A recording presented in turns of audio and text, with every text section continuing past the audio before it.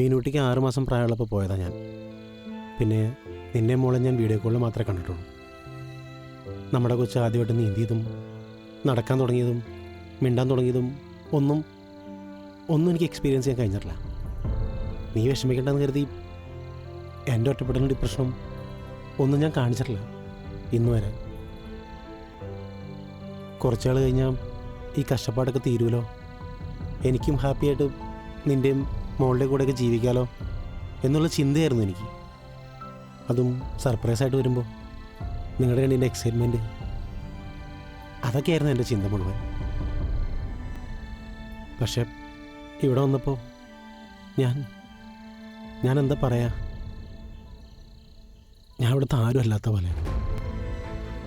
എന്നെ കണ്ട നിനക്ക് ദേഷ്യം, വെറുപ്പ്. പക്ഷെ അതിനേക്കാളൊക്കെ എന്നെ വിഷമിപ്പിച്ചത്